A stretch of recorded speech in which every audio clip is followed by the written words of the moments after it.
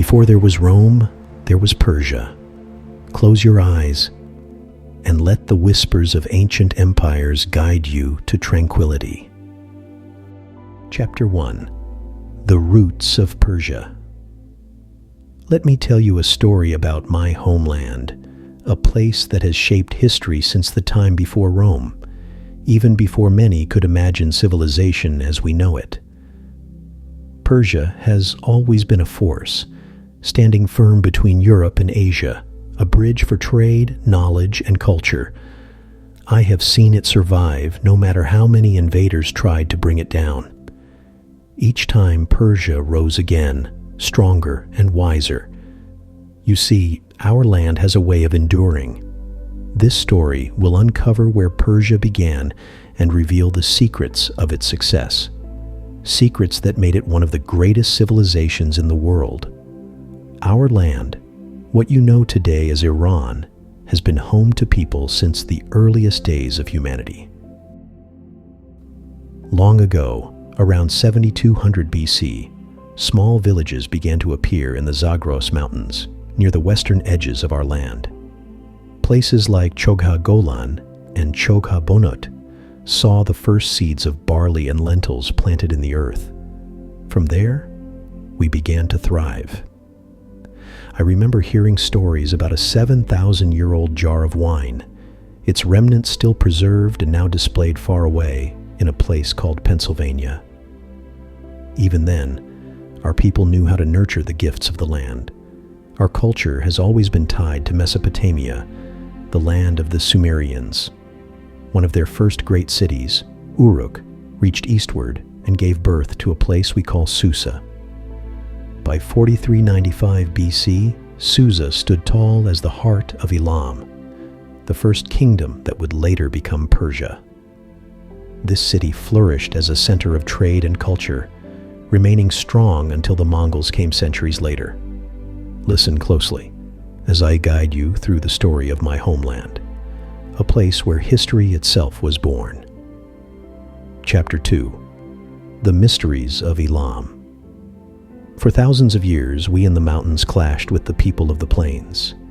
6 millennia of battles, always fighting, always trying to prove who would rule this land. Yet despite the long history of struggle, so much about the Elamites remains a mystery. Even now, we cannot fully understand the words they wrote, starting as early as 3200 BC. Their language, unique, unlike anything else, has kept their lives and thoughts hidden from us.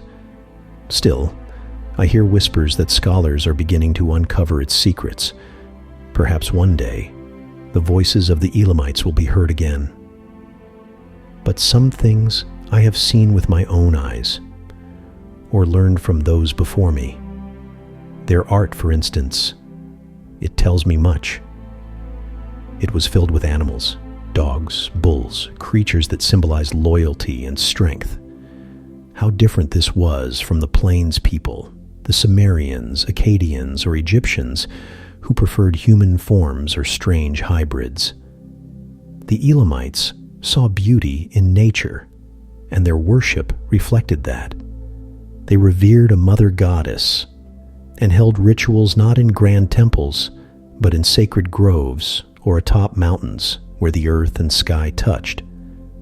They were even open to the gods of their neighbors, adopting and blending them into their own beliefs. It reminds me of the way we Persians later came to honor both the forces of nature and the wisdom of Zoroaster. I've also seen how they honored women. In their art, queens stood beside kings as equals. Women were not hidden away or diminished, but shown as partners in power. Even now, in our Persian way of life, this respect for women endures. We remember their strength, their wisdom, their place beside us. Yet life in the mountains was hard. The plains people to the west, what you now call Mesopotamia, had fertile lands and grand irrigation systems. They grew more numerous and often sent armies to invade us. I still remember the story of the First Great War. It was the year 2700 BC when the Sumerians came, looting Elam's treasures. Even Susa, the heart of Elam, fell to the legendary Sargon of Akkad. For a time, it seemed the mountain people would be broken, but mountains make us strong. By 1100 BC, Elam rose again, led by the great king Shutruk-Nakhunte. I still hear the stories of how he swept through the cities near Babylon, claiming them for the Elamites.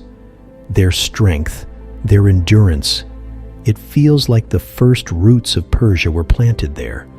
It reminds me of the unyielding spirit we Persians carry even now. Come, listen closely. The story of Elam is not the end, it is the beginning of Persia.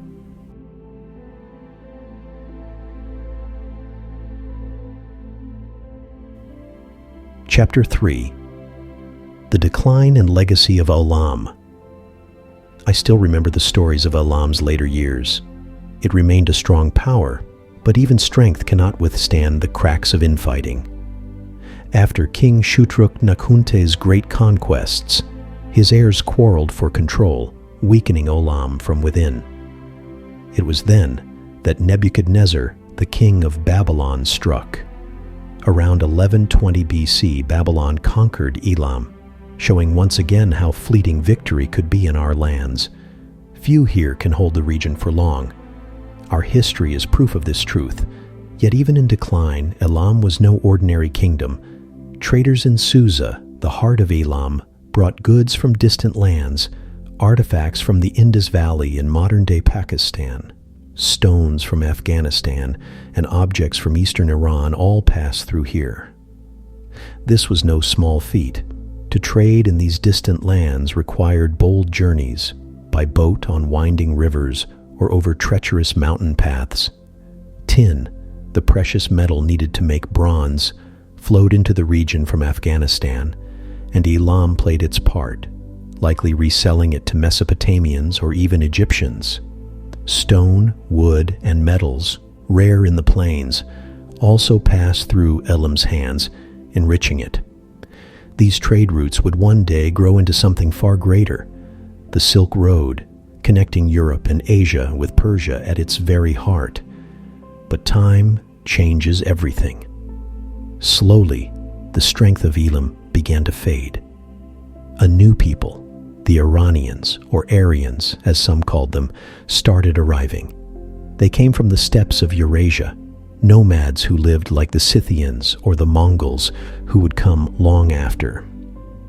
The Iranians and Elamites didn't clash immediately. Instead, they mixed, especially in the south, over centuries, starting as far back as 2000 BC. By the time Iranian tribes became dominant, Elamite culture still lingered. Their language, for instance, remained the language of law and administration for years, even as Iranian rulers claimed power. It seems the Elamites, though overshadowed, still played a vital role in the life of the region.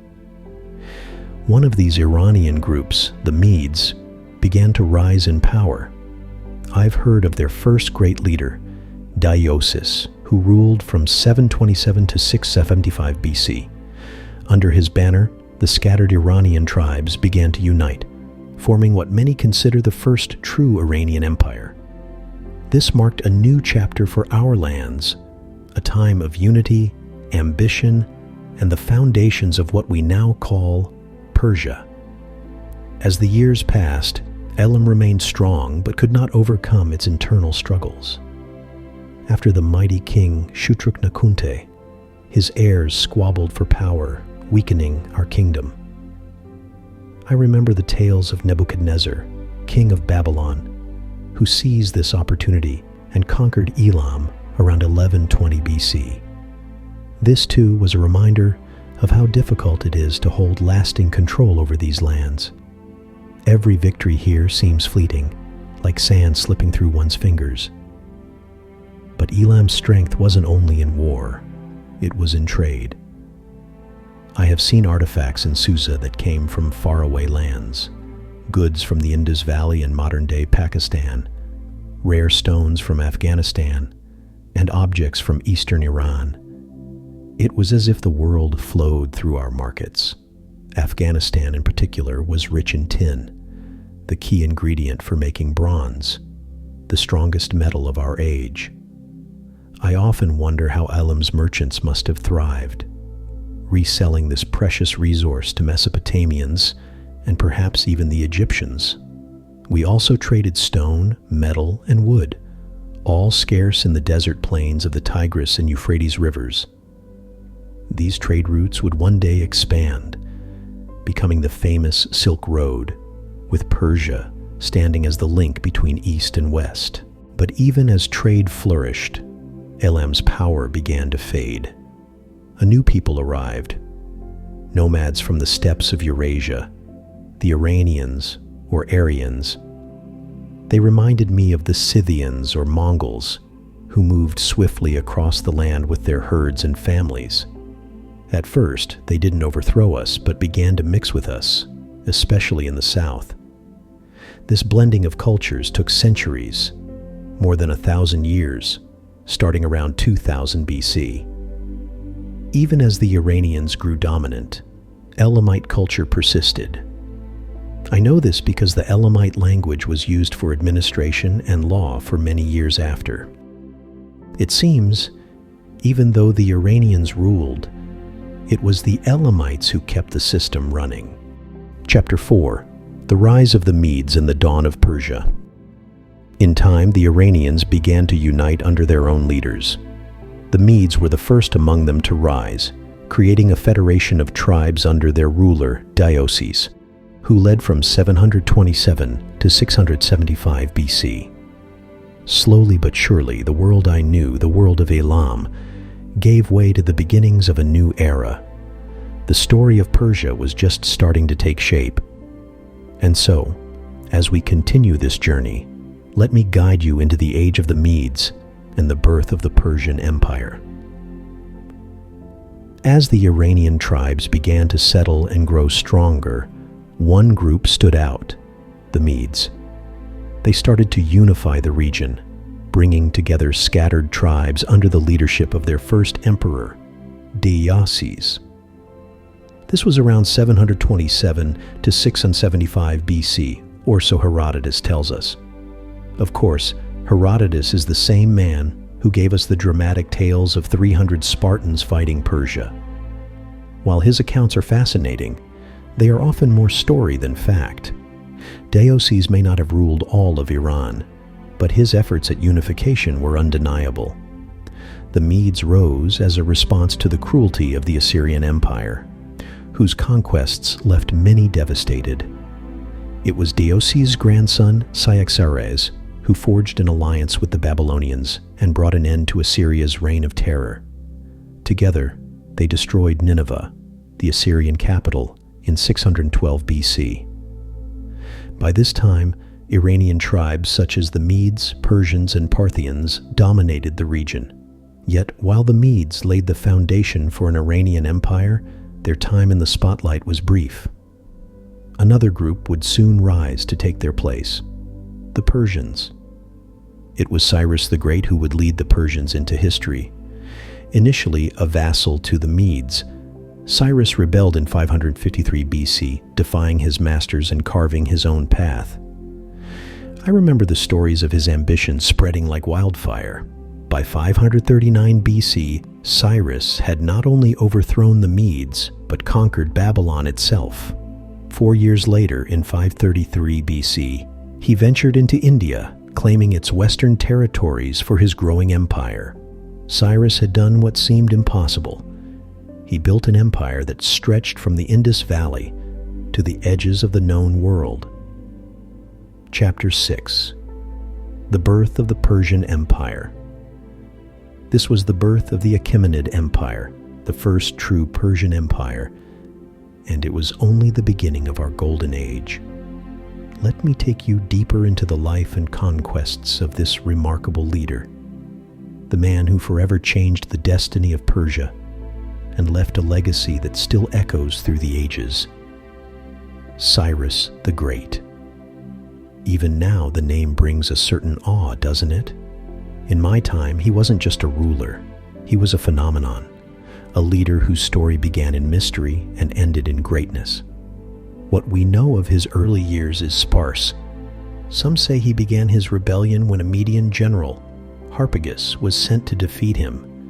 But instead of crushing Cyrus, Harpagus joined him. Why? What promise did Cyrus make? No one can truly say. The records of the time are steeped in myth, with Herodotus weaving tales that blur the lines between fact and fable. Yet whatever the truth, Harpagus became one of Cyrus's most trusted generals, perhaps seeing the greatness in him before anyone else. Cyrus's brilliance lay in his ability to unify. He brought together the scattered Iranian tribes and built an empire that was stable and organized. His administration was revolutionary, with governors called satraps overseeing different regions. These satraps, however, were always under watch by a network of spies known as the King's Eyes, who reported directly to Cyrus. This ensured loyalty and efficiency. The empire's administrative hub was in Susa, an ancient Elamite city, though there were 4 capitals, reflecting the vast and diverse lands Cyrus ruled. A sophisticated courier system connected these capitals, with posts providing fresh supplies and horses every 2 days. It's astonishing that this system remained in use for over 1,500 years, even surviving invasions and the rise of new empires. Cyrus wasn't just a master administrator, he was also a conqueror of unparalleled skill. In 539 BC, he captured Babylon, a feat that sent ripples through history. For the Israelites enslaved there, Cyrus was more than a king. He was a savior, chosen by their God to set them free. Even the Hebrew Bible honors him as a Messiah, the only non-Jewish figure to receive such praise. This respect wasn't limited to the Israelites. Babylonians hailed him as their liberator, and we Persians remember him as the father of the nation. Cyrus ruled with a respect for culture and religion that was rare in his time. Unlike other conquerors, he spared temples and civilians, earning him admiration from both the conquered and his own people. Under his rule, the Persian army reached new heights, including the creation of the famous division known as the Immortals, 10,000 elite warriors who symbolized the strength and unity of the empire. Cyrus achieved all this with relatively little bloodshed, a feat unheard of among conquerors. After his death, his son carried on his legacy, extending Persian control into Phoenicia, Cyprus, Egypt, Nubia, and parts of modern Syria by 525 BC. Even now, Cyrus's tomb stands in Iran, a UNESCO World Heritage Site. It is a testament to a man who created the largest empire the world had ever seen at that time.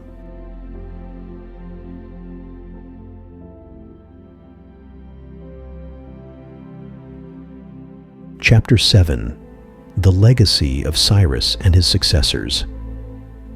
As I sit here reflecting on his legacy, I can only marvel at how one man shaped not just Persia, but the world. Cyrus's grand legacy was embodied in Persepolis, the city he envisioned and began, which remains one of the most magnificent archaeological sites in the world. However, the Persian Empire's story did not end with him. His successors, starting with his son Cambyses and later Darius I, carried forward the torch of Persian greatness. Darius I, often called Darius the Great, expanded the empire further than ever before. He pushed its boundaries into the Indus Valley, modern-day Pakistan, and organized one of the most sophisticated administrative systems of the ancient world. Darius is perhaps best remembered for initiating the first Persian invasion of Greece in 492 BC. However, fate was not kind. His fleet faced disaster, with many ships destroyed by a storm, leaving him unable to mount a substantial campaign. This weakness led to his defeat at the Battle of Marathon in 490 BC, where a smaller, more agile Greek force surprised the Persians with their tactical brilliance.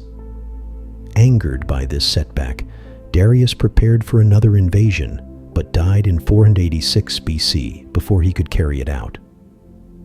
The task then fell to his son, Xerxes III. Xerxes launched a massive invasion of Greece in 480 BC, but his efforts, though ambitious, were met with stiff resistance. The previously fragmented Greek city-states united against the common threat. While Xerxes managed to burn Athens, which had been evacuated, his campaign faltered at the naval battle of Salamis in 480 BC, where the Greeks decimated the Persian fleet. Fearing entrapment, Xerxes withdrew. To make matters worse, he also faced rebellions back in Babylon. By 479 BC, Persian forces in Greece suffered a decisive defeat at the Battle of Plataea. Xerxes' reign ended in turmoil when he was assassinated in 465 BC by the commander of his own royal bodyguards. Despite these military setbacks, Persia remained a global superpower for centuries. The empire was notable for its innovations, particularly in water management. Darius the Great constructed the Shushtar hydraulic system, a network of canals that diverted river water to the city, powered mills, and irrigated vast farmlands. This engineering marvel turned arid lands into fertile fields and orchards. Another impressive achievement was the Qanat system, underground canals designed to transport water over long distances. These canals tapped into underground water tables, providing a steady supply while minimizing evaporation, a necessity in Persia's semi-arid climate. Building a qanat required remarkable precision, as the slope had to be gradual enough to allow water flow without causing erosion. The Persians also developed the yakshal, dome-like structures made of clay, used to store ice collected in winter and preserve food throughout the year. In the realm of culture and entertainment, they are credited with innovations like the kithara, a precursor to the modern guitar, and popular games like backgammon. Some even attribute the invention of chess to Persia, though this remains contested with India.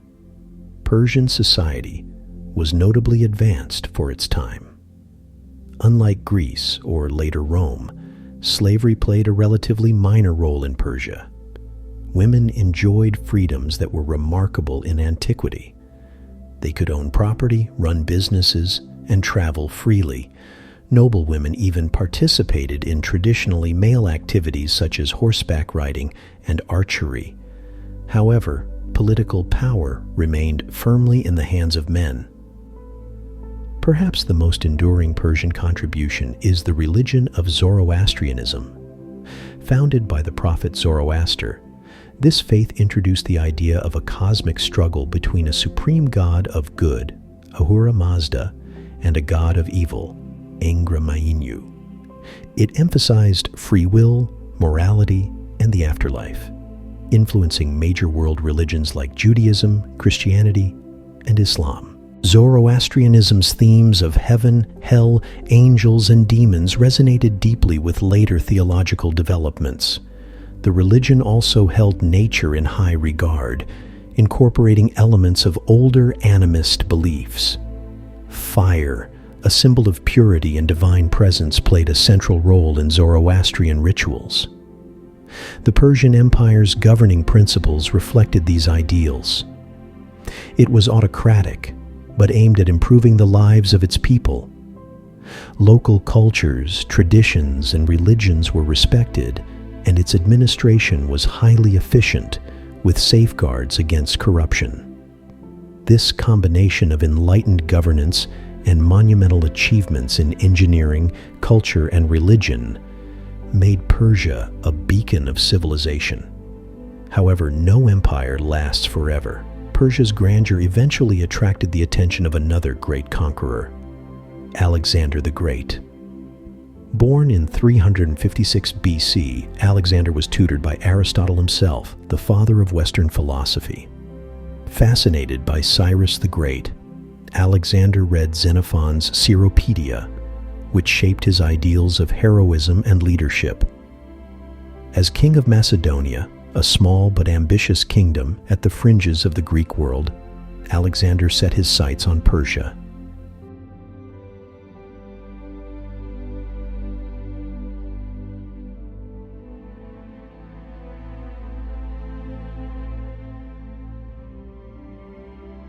Chapter 8: Alexander's Rise and Conquest of Persia. What followed was a clash of titans as Alexander sought to match, and even surpass, the legacy of Cyrus the Great.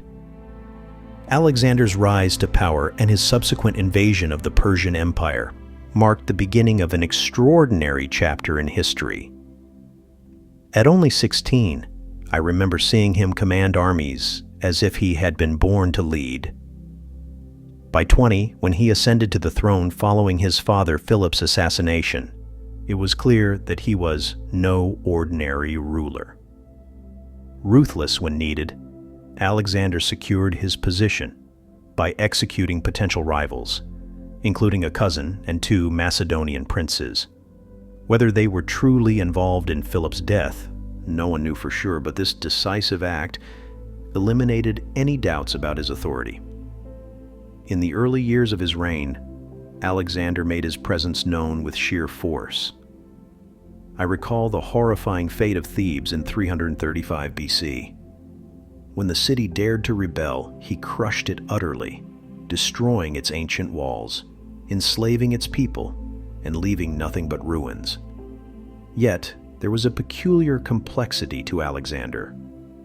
Later in life, he showed kindness to any surviving Thebans he encountered, perhaps out of guilt or an effort to soften his image.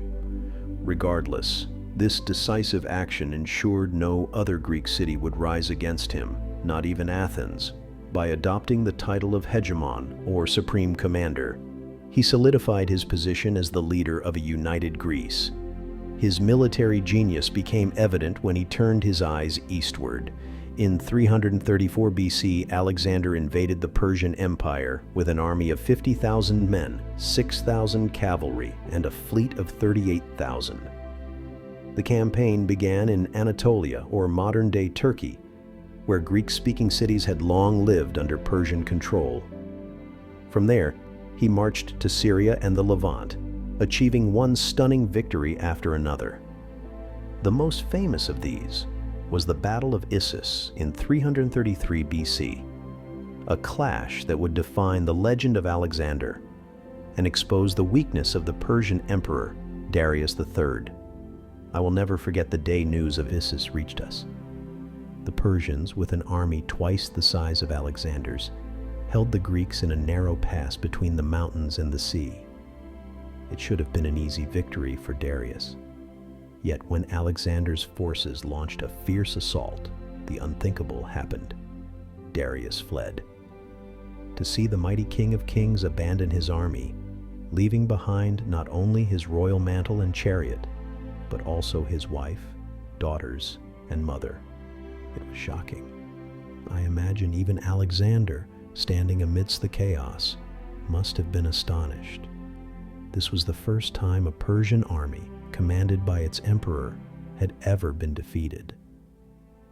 It wasn't just a battle. It was the crumbling of an image, the shattering of the invincible Persian aura. Alexander treated Darius's family with respect, but he refused to release them, using them as a tool to assert his dominance. Later, he would even marry one of Darius's daughters to cement his claim as the legitimate ruler of Persia. I stood in awe and dread as Alexander's relentless march unfolded before my eyes. The destruction of Tyre in 332 BC was unlike anything I had ever known. For 7 long months, the city resisted, but Alexander's determination was unyielding. When Tyre finally fell, I witnessed the horror. The men were slaughtered, and the women and children were sold into slavery. The destruction served as a dire warning to all who dared defy him. Gaza, too, thought they could resist. They even managed to wound Alexander himself during the fighting, striking his shoulder. But their bravery was met with the same fate as Tyre. The message was clear. Resistance was futile.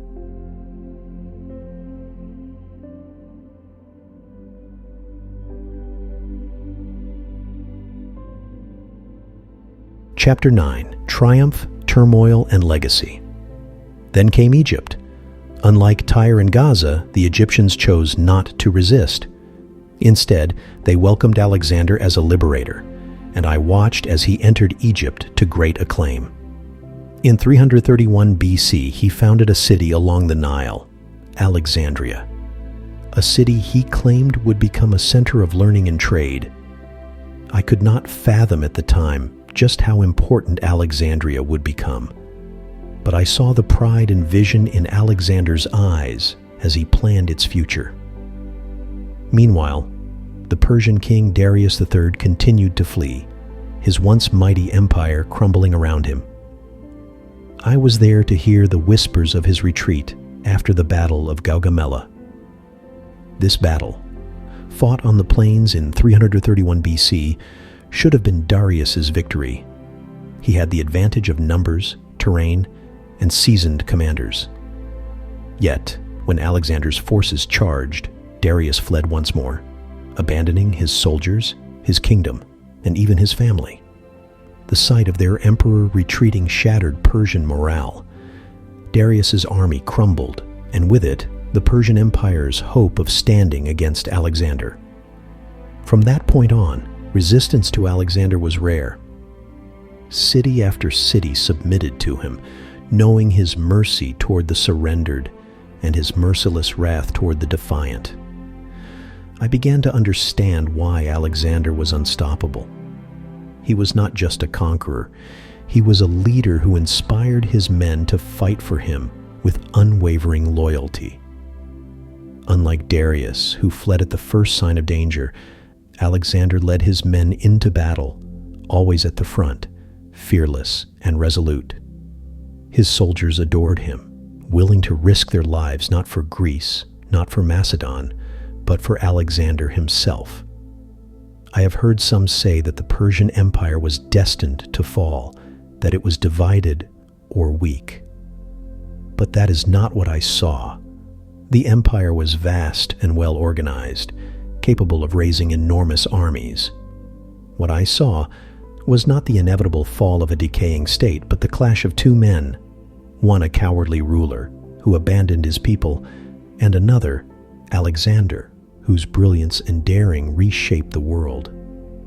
The Persian Empire, which had stood for over 2 centuries, now lay in Alexander's hands, and with it, he united Greece, Macedon, and Persia into a single unprecedented realm. I stood among my fellow subjects, marveling at the vastness of Alexander's empire. Never before had such a dominion been forged, stretching from Greece to the edges of India. Yet it was not without its turmoil. In 330 BC, Persepolis, the crown jewel of the Persian Empire, fell into chaos. For days, Greek soldiers looted its treasures. Then a fire erupted in the palace. Whether it was vengeance for Xerxes' burning of the Acropolis in Athens or an unfortunate accident, I cannot say. Alexander, they say, expressed deep regret as the flames devoured the imperial capital. But by then, it was too late to undo the damage. Alexander's relationship with Persia was as complex as the flames consuming Persepolis. While the Greeks had long seen Persia as their greatest rival, there was also a grudging respect. I heard whispers of how Alexander, upon seeing a statue of Xerxes toppled to the ground, paused and spoke to it. "Shall I pass by and leave you lying there because of the expeditions you led against Greece? Or shall I set you up again because of your magnanimity and your virtues in other respects?" This strange mix of rivalry and admiration seemed to guide Alexander as he pursued and crushed any claimants to Darius III's throne across Central Asia. His campaigns stretched through lands few Greeks had ever heard of: Turkmenistan, Afghanistan, and Tajikistan. Restless and insatiable, Alexander turned his ambitions to India in 326 BC. Initially, his conquest of India was met with success, yet the men who had followed him for so long had reached their limits. After years of unending war, they longed for home and the comforts they had earned. When Alexander urged them forward, they refused. Though still loyal to him, they would fight no more battles for conquest. I heard tales of Alexander's frustration, but also his eventual decision to turn back. By 324 BC, Alexander returned to Susa, the ancient Elamite city. There, he began to fashion himself as a Persian emperor to solidify his rule over his new subjects. However, this transformation did not sit well with many of his Greek and Macedonian soldiers. They accused Alexander of becoming corrupted by Persian customs and adopting what they called an Oriental lifestyle. The tension reached a tragic peak when, in a drunken rage, Alexander killed Clitus the Black, a trusted companion who had once saved his life. Clitus had openly criticized Alexander, claiming he had forsaken his Macedonian roots. It was a moment of despair for many of us who witnessed it, a reminder that even great leaders are not immune to human flaws. Alexander sought to unite the disparate peoples of his empire. He orchestrated mass marriages in Susa, binding his Greek officers to Persian noblewomen. He also mixed Greek and Persian officers within his command structure. Yet these efforts to blend cultures, while visionary, had little lasting effect. When he returned to Persia, he found corruption rampant among the satraps he had left in charge. He dealt with them harshly, executing those who had proven disloyal. Then in 323 BC, tragedy struck. Alexander fell ill with a fever in Babylon and died shortly after. Some said it was the swampy waters near the city that had claimed him. Others whispered of poison, though no evidence could ever confirm such a theory. How ironic that a man who had survived countless battles, wounds, and conspiracies would succumb to something as ordinary as disease. His death left his empire rudderless, and when his generals asked him who should succeed him, his response, "To the strongest," sealed the empire's fate. Alexander's vast realm splintered into 4 parts, each ruled by one of his generals. Greece and Macedon fell to one, Thrace and western Anatolia to another. Persia, stretching to Central Asia, became a third, and Egypt, along with parts of the Levant and Cyprus, was claimed by Ptolemy. This division marked the beginning of the Hellenistic period, a time when Greek culture mingled with local traditions across Alexander's former empire. I saw how life for the common people remained largely unchanged. It was the aristocracy that shifted, blending Greek and local customs. The Ptolemies of Egypt, for example, adopted many native traditions to secure their rule, even as they maintained a Greek military elite. Cleopatra, the last of their line, would meet her end centuries later in 30 BC, marking the fall of Ptolemaic Egypt to Rome. Far to the east, remnants of Alexander's conquests endured in surprising ways. The Greco-Bactrian kingdom in Central Asia, founded by descendants of his generals, became the last bastion of Hellenistic culture, a testament to how far Alexander's influence had reached. For those of us who lived through his reign, it was clear. Alexander was more than a conqueror. He was a force of nature, reshaping the world in ways that even he might not have fully understood. I remember those days well. I lived during the time of the mighty Persian Empire, and I watched as great changes swept through our lands. When Alexander the Great conquered Persia, his general Seleucus took control and founded what we came to know as the Seleucid Empire.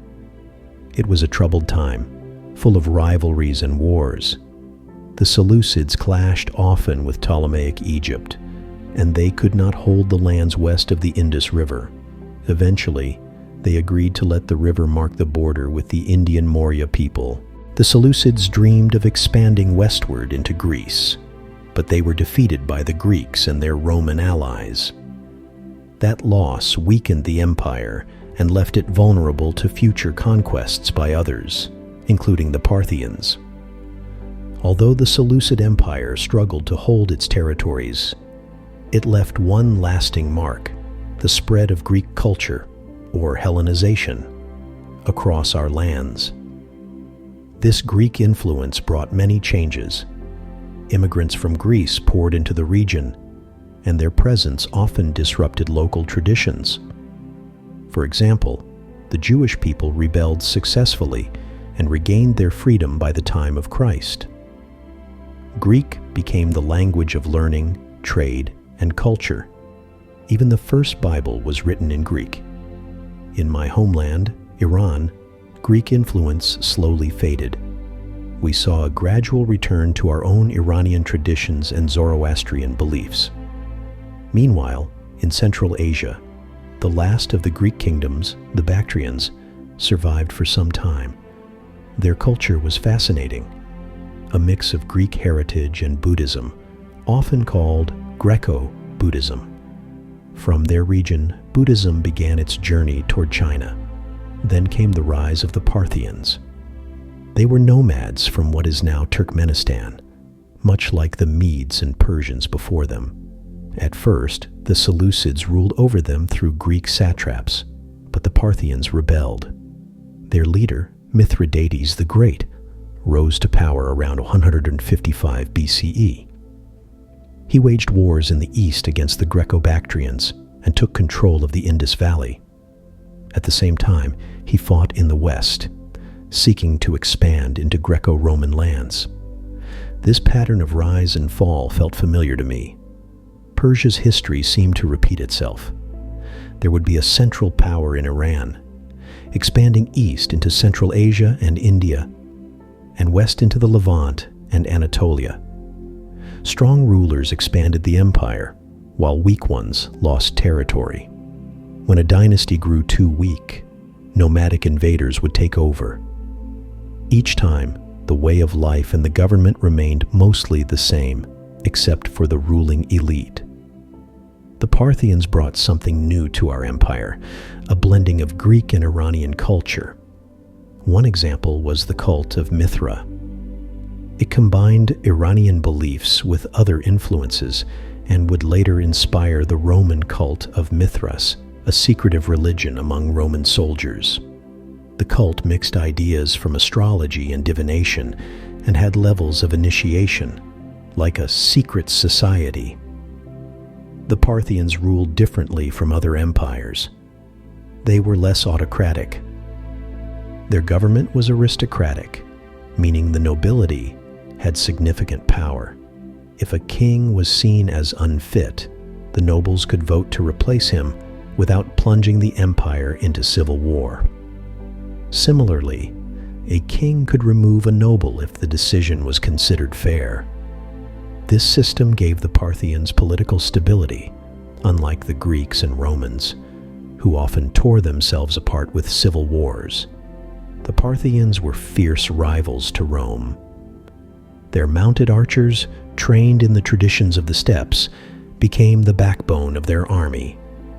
They were masters of a unique tactic known as the Parthian shot, firing arrows backward while retreating on horseback. I still remember the stories of their victory over Crassus, a Roman leader. In 53 BCE, the Parthians defeated him and made him swallow molten gold, a fitting punishment for his greed. As I reflect on those times, I see how history moved in cycles. Dynasties rose and fell, but the spirit of Persia endured, shaped by each new chapter in our story. I remember the dawn of the Sasanian Empire, the last great era of Persia before the coming of Islam. The Sasanian rulers rose to power in 224 AD, replacing the Parthians, and their origins felt familiar and deeply rooted in our past. They came from an old Persian noble family, from the very same region where Cyrus the Great had once risen. It was as though the ancient spirit of Persia had been rekindled. Under the Sasanians, Iranian culture was restored to the heart of our empire. Zoroastrianism became our state religion, giving the empire a distinct identity. Though the traces of Hellenization remained in some corners, especially on the fringes in places like the Near East, here in Iran, those influences grew weaker. This strong cultural foundation set us apart from the Roman Empire, which was turning increasingly toward Christianity. The Sasanians were formidable rivals to the Romans, who were by then known as the Byzantine Empire. In our lands, Jewish communities flourished, and the Babylonian Talmud was written during this time, as Persia became a center for Jewish learning. I remember hearing of the prophet Mani, who founded Manichaeism, a religion that claimed to bring together the teachings of Zoroaster, Jesus, and Buddha. While it spread quickly, its bold claims angered the leaders of all the major religions, including our own. Mani's teachings were suppressed here, and eventually, Manichaeism disappeared altogether. Still, it left its mark, influencing some Christian sects like the Cathars in distant lands. The Sasanian Empire was different from the Parthians in many ways. It was more centralized and urbanized, moving away from the nomadic traditions of earlier times. Our trade routes flourished, especially with India and China, which had been part of our connections since the Bronze Age. The Silk Road, named for the precious silk invented by the Chinese, became a lifeline for trade. Goods, ideas, and even art flowed freely along its paths. I remember how musicians and dancers traveled between our empire and China, and how we worked together to protect the Silk Road from nomadic raiders. The Sasanians also took control of the Indian Ocean trade, pushing out the Romans. This was a golden age for Persian culture. Our philosophy, architecture, literature, and engineering reached new heights. So much of what we created would later influence the Muslim world, though many would mistakenly think it was Islamic in origin. I have even heard stories of the so-called Baghdad battery, a small clay jar with a metal component inside, capable of generating electricity. To this day, no one knows what it was used for, but it shows the ingenuity of our people. But even during this height of culture and power, storm clouds gathered. As the Sasanians and Byzantines fought a long and exhausting war, the Arab tribes to the south were uniting under the Prophet Muhammad, who brought a new faith, Islam. I remember the rise of the Sasanian Empire, the last pagan Persian empire before the coming of Islam. It was in 224 AD that the Sasanians overthrew the Parthians and began their reign. Their origins held a certain familiarity. They came from an old Persian noble family, from the same region that gave us Cyrus the Great. Their rule brought Iranian culture back to the center of the empire, with Zoroastrianism established as the state religion. Though traces of Hellenization lingered in parts of the empire, especially on the fringes like the Near East, here in the heartland, it faded. Our empire stood distinct from the Roman Empire, which was turning toward Christianity at the time. This difference became a defining characteristic of the Sasanians, who tolerated other religions but firmly rooted their identity in Zoroastrianism. Under the Sasanians, we became the greatest rivals of the Eastern Roman Empire which some called the Byzantine Empire. It was also during this period that the Jewish Babylonian Talmud was written. Persia became a haven for Jewish centers of learning, and many wise scholars flourished here. I also recall the rise of a man named Mani, a prophet who claimed to bring the ultimate revelation. He founded Manichaeism, a religion that sought to combine the teachings of Zoroaster, Jesus, and Buddha. At first, it spread rapidly, but it angered the leaders of many religions, including our own Zoroastrian priests. Though Mani's teachings were suppressed here, and Manichaeism was eventually crushed across the world, its influence lingered. It inspired some Gnostic Christian sects, like the Cathars, even centuries later. The Sasanian Empire felt much more organized and centralized than the Parthian era, which was shaped by nomadic traditions. Our cities thrived and trade flourished. The Silk Road, which had connected us to India and China since ancient times, brought prosperity. I remember hearing tales of goods flowing freely, and artists, musicians, and dancers traveling between Persia and China. Together, we worked with the Chinese to defend the Silk Road from nomadic raiders. The Indian Ocean trade also became a vital part of our prosperity. The Sasanians managed to take control of it, driving the Romans out of this lucrative network. It was an era of cultural splendor. Philosophy, architecture, literature, and engineering flourished. Much of what we created would later influence the Muslim world, though outsiders often mistook it as purely Islamic. Even in science, the Sasanians were remarkable. Have you heard of the so-called Baghdad battery? It was a curious clay pot with metal components that could generate electricity, like an ancient version of a modern battery. No one knows for certain what it was used for, but it stands as a testament to the ingenuity of our people. But no empire lasts forever. As the Sasanians and Byzantines engaged in a long and exhausting war, a new power was rising to the south.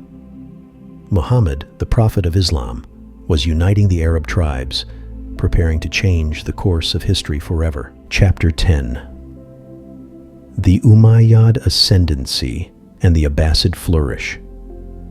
This chapter explores the rise of the Umayyad Caliphate and its eventual replacement by the Abbasid Caliphate. It highlights how Persian culture influenced the administration and traditions of these Islamic empires, and the transformation of Baghdad into a global center of knowledge and culture. I still recall the difficult days that marked the end of the Sasanian Empire. In 627 AD, a terrible plague swept through our lands, the plague of Shiro, causing immense suffering and weakening our people. Around the same time, Turkish tribes began invading from the north, further reducing our military strength. It was as if the empire itself was crumbling from all sides. The strain of endless wars weighed heavily on us, especially after the death of King Khosrow II.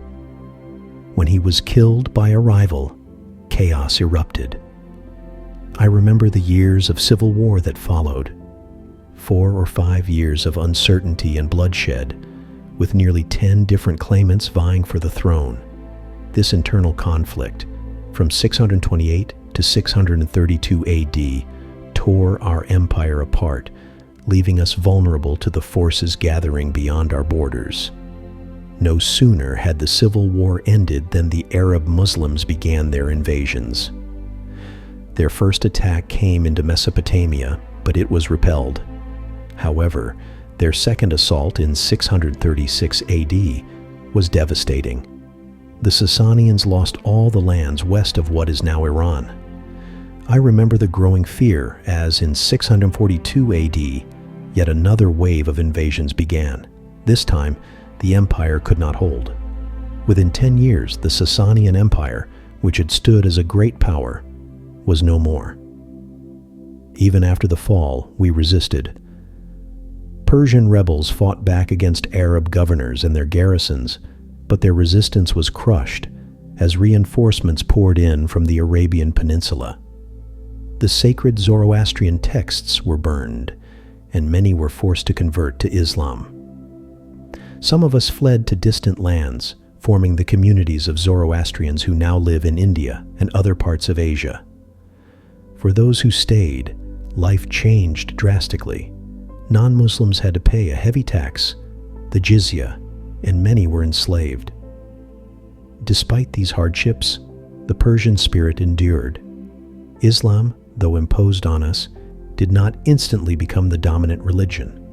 For centuries, many of us clung to our old beliefs, and it wasn't until the later Middle Ages that Islam truly became widespread in Iran. Even then, the Persian identity remained strong.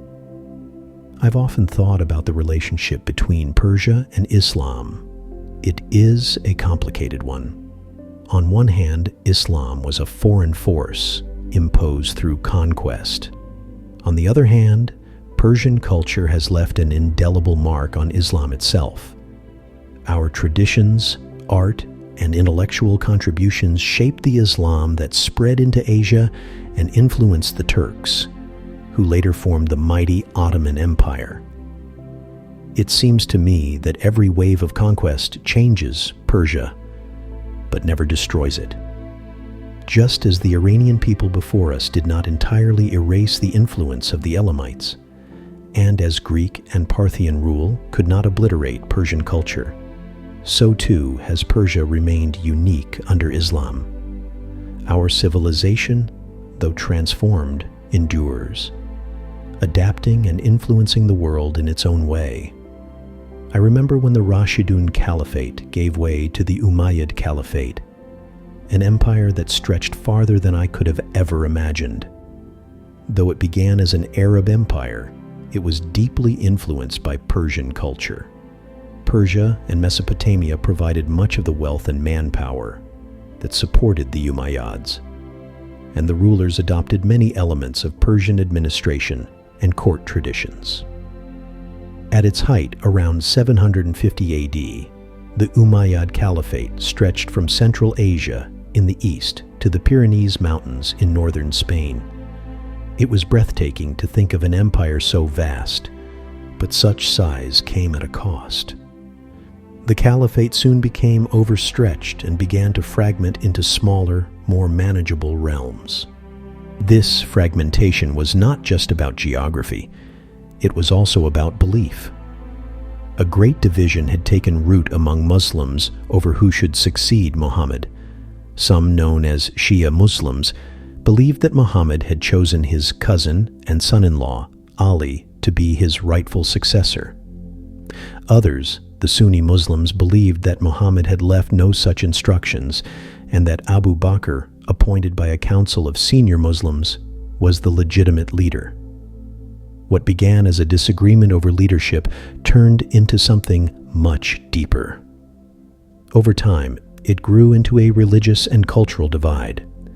Shia Islam, at first most prominent in Egypt and North Africa, eventually found its heart in Iran, where it became the dominant form of Islam.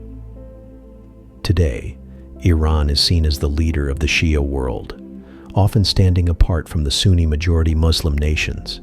When the Umayyad Caliphate fell, it was replaced by the Abbasid Caliphate. This new dynasty rose with the help of an Iranian general, and it seemed to embrace Persian traditions more fully. The Abbasids integrated Persian culture and administration into their rule, blending the old ways with their new Arab identity and Islamic faith. In 762 AD, the Abbasids built Baghdad near the ancient site of Babylon. I remember hearing of its splendor, a city that became a center of learning, trade, and culture. It was a place where the Persian legacy lived on, reshaped but still recognizable as it merged with the broader Islamic world. Chapter 11. The Mongol Onslaught and Persia's Resilience. This chapter delves into the destruction brought by the Mongol invasion, the fall of Baghdad, and the eventual recovery of Persia under the Ilkhanate. It captures the resilience of Persian culture despite centuries of turmoil, culminating in its enduring legacy. I remember when Baghdad rose as a beacon of knowledge under the Abbasid Caliphate. It was here that the world's first paper mill was built, inspired by Chinese technology. This city became the heart of learning for the Muslim world. Persian, Roman, and Greek texts were studied, preserved, and copied, ensuring their knowledge would not be lost to time.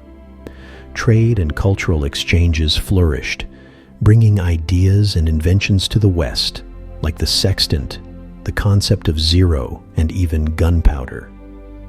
But as with all great empires, the Abbasid Caliphate began to fragment. Over time, its grip on the distant parts of its realm weakened. Morocco broke away in the 830s, Egypt in the 870s, and North Africa in the 920s. Then, around 945, the Seljuk Turks, nomads from the Eurasian steppes, rose to power, continuing the familiar pattern of nomads replacing a declining dynasty. While the Abbasid caliphs remained figureheads, it was the Seljuks who controlled the military and state. However, the administration was largely left in the hands of the Iranians, preserving many of our traditions.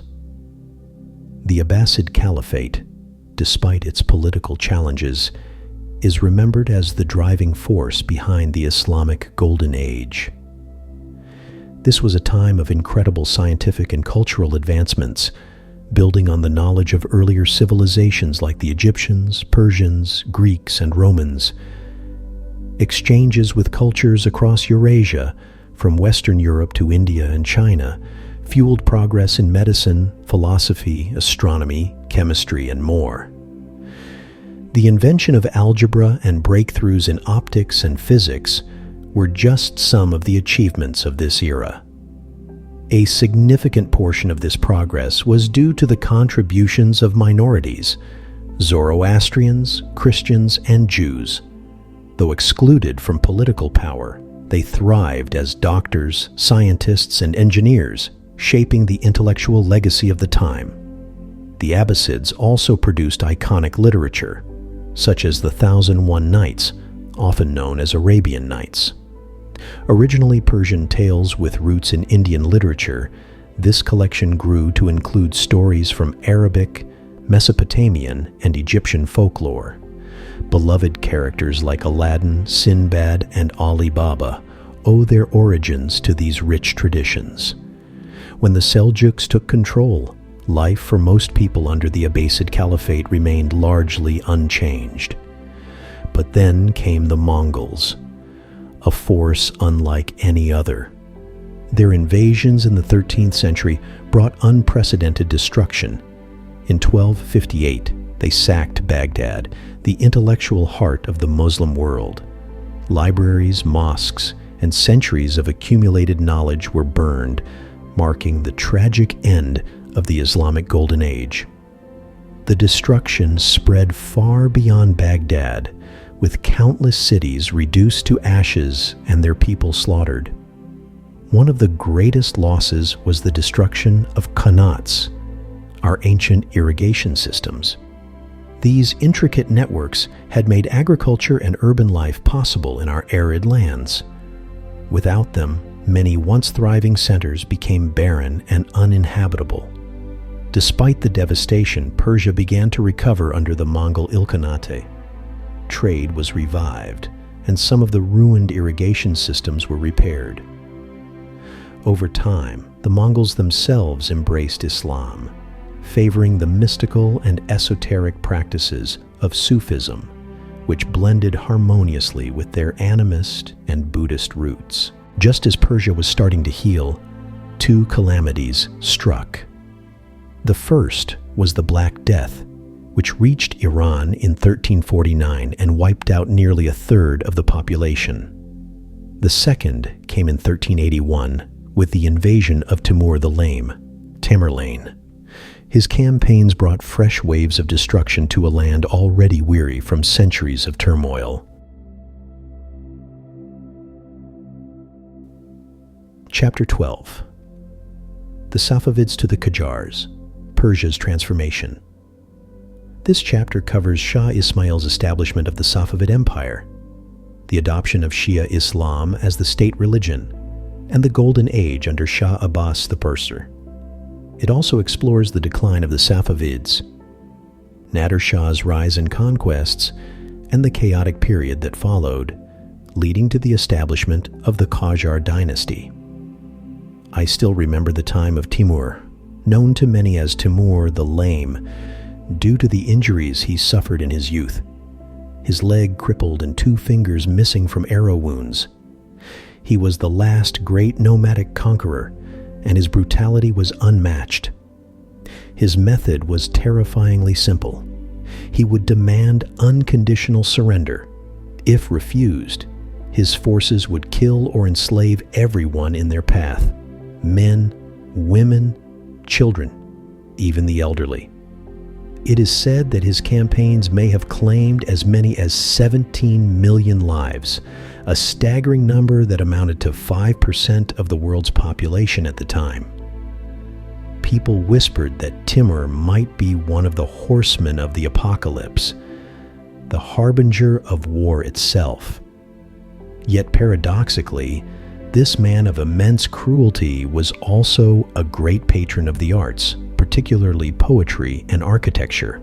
His empire, built on a foundation of blood and destruction, did not last long. Within a century of Timur's conquests, the Timurid Empire had crumbled. From 1452 onwards, Persia was ruled in parts by other nomadic tribes.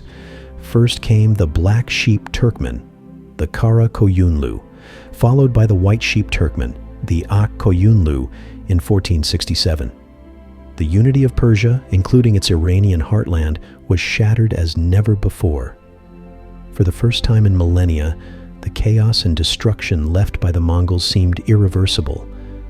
Out of this disorder, religious movements began to rise, offering hope and the promise of restoring order. Among them, the Shia-inspired movements stood out. It was during this period that Shia Islam began to dominate Iran, marking a permanent shift in our religious identity. One of the most influential figures of this time was Ismail, a leader of mixed descent: Turkoman, Kurdish, Greek, and Georgian.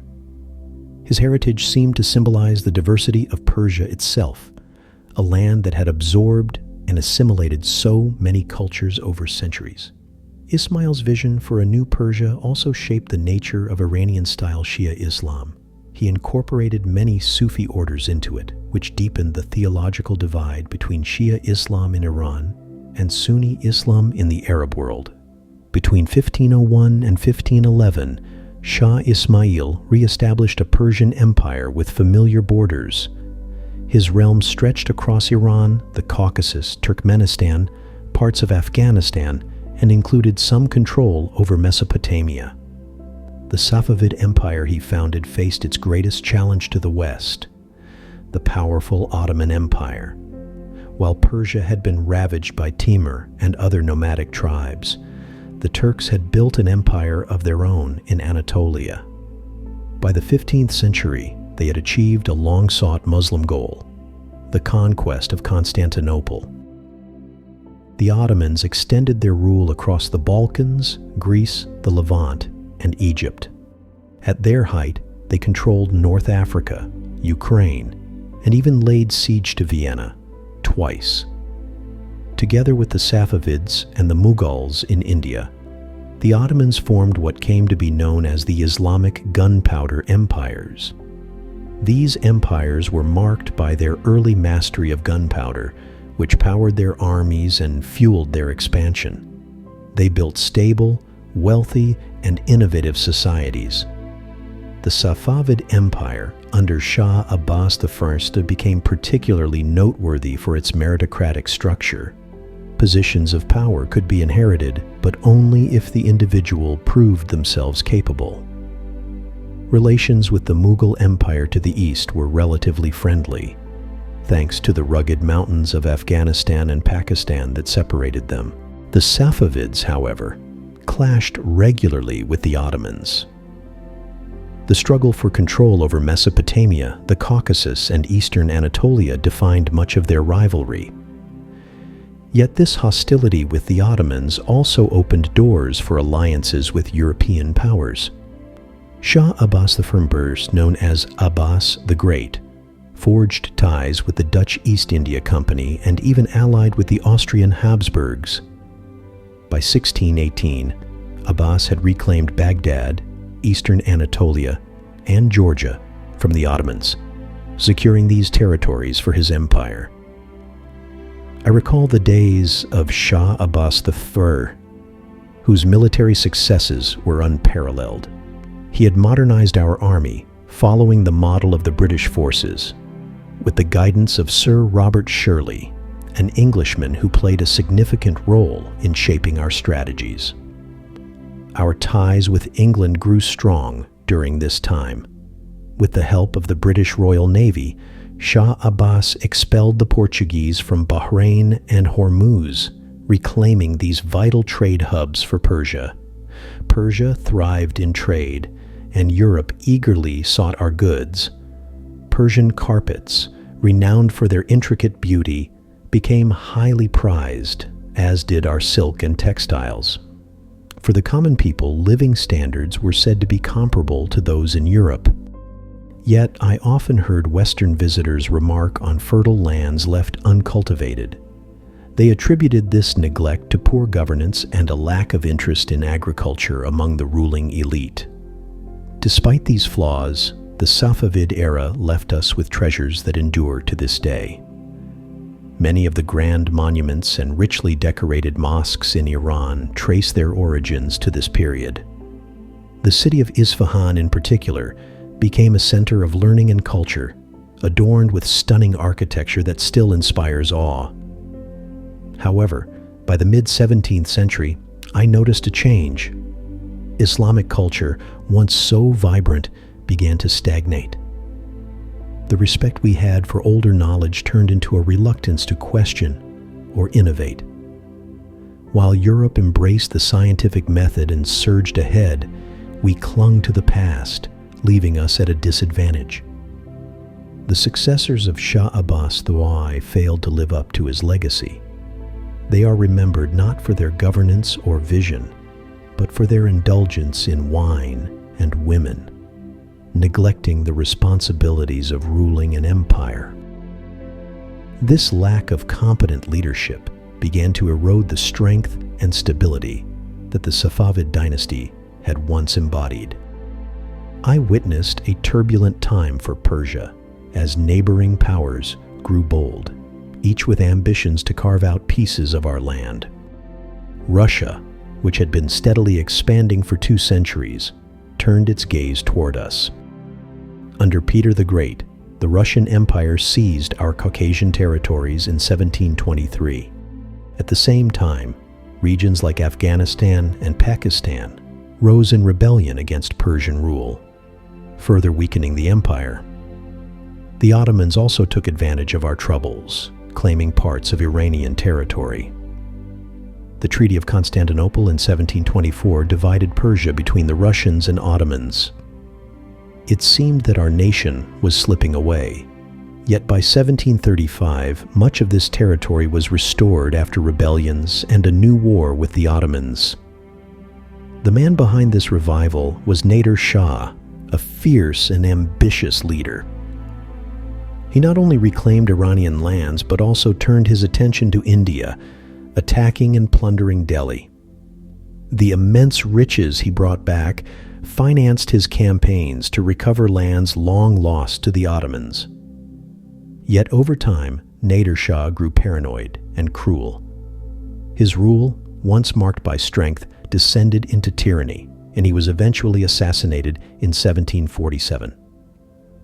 By then, Persia once again controlled the Caucasus, Mesopotamia, and parts of Anatolia, but peace did not last. What followed was a long period of anarchy and civil war. Amid the chaos, Aga Muhammad Khan emerged victorious, founding the Qajar dynasty in 1796. His reign was defined by efforts to re-establish control over the Caucasus, yet the challenges of the modern world loomed large. By this time, Persia faced the might of industrialized and aggressive European colonial powers. After Aga Muhammad Khan, our grip on the Caucasus slipped permanently. The two Russo-Persian Wars of 1804-1813 and 1826-1828 ended in devastating defeats, with much of the region ceded to Russia.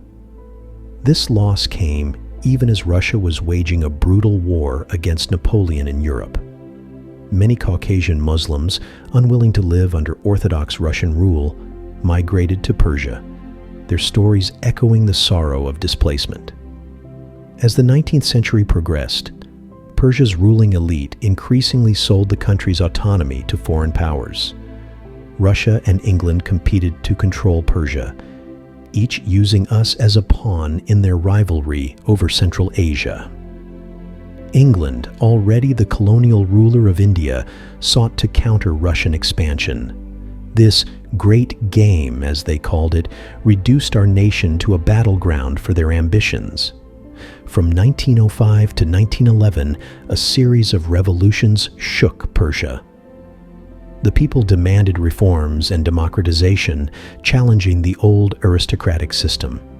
These uprisings gave birth to the modern Iranian state, but they also exposed us to greater foreign interference. In 1907, the Anglo-Russian Convention blatantly divided Persia into zones of influence, with no regard for the will of our people. It was a humiliating reminder of how far we had fallen in autonomy. Chapter 13. The Pahlavis to Modern Iran, Revolution and Resilience, last chapter. This final chapter focuses on the rise of the Pahlavi dynasty, Reza Shah's modernization efforts, the impact of foreign powers during World War II, and the transition to his son, Mohammad Reza Shah. It concludes with the 1979 Islamic Revolution, the Iran-Iraq War, and Iran's modern geopolitical role, emphasizing its enduring influence despite external pressures. This is the last chapter, reflecting the complex and transformative journey of Iran in the 20th century and its resilience in the face of adversity. Then came the discovery of oil in 1908. One might have thought this would bring prosperity, but instead, it deepened corruption. The wealth from our land was siphoned away, doing little to modernize or develop the country. Foreign powers tightened their grip, controlling the factions vying for dominance within Persia. I often think of these times as a turning point, a moment when Persia, once so mighty and independent, struggled against the tides of modernity and foreign domination. Yet, even in our darkest moments, the spirit of our people endured, waiting for the chance to rise again. I remember the pivotal year of 1921, when the United Kingdom and the Soviet Union vied for control over Iran. Our land, with its vast oil reserves, held immense strategic importance. For the Soviets, Iran was a gateway to the Indian Ocean and a position from which they could threaten British colonies in the Middle East and India. In this struggle, the British supported Reza Khan, who seized power and established the Pahlavi dynasty. This dynasty would rule Persia until the Revolution of 1979. Reza Khan's government was authoritarian, nationalist, and militaristic. He promoted secularism and anti-communism, modernizing the country at a rapid pace. Yet his regime's authoritarian nature bred corruption and oppression. Many of the Shah's policies, including efforts to westernize the nation, were met with resistance. Changes in clothing, women's liberation, and sweeping socio-economic reforms clashed with the deeply devout Muslim population, who felt alienated by the rapid shift away from tradition. During World War II, the Shah's government was initially tempted to side with Germany. In response, Soviet and British forces invaded Iran, turning it into a critical transportation route for supplying the Soviet Union with American-made military equipment under the Lend-Lease Agreement. The post-war years brought instability as Iran grappled with its relationship with Western powers. When Reza Shah's son, Mohammad Reza, ascended to the throne, there was hope that Iran might become a constitutional monarchy, similar to the United Kingdom or modern Spain. However, tensions soon rose between the Shah and Prime Minister Mohammad Mossadegh. Mossadegh's decision to nationalize the British-controlled oil industry led to his removal in 1952. Popular pressure restored him to power briefly, but a coup orchestrated by the United States and the United Kingdom permanently removed him in 1953. From 1953 to 1973, Iran's oil industry was dominated by Western companies.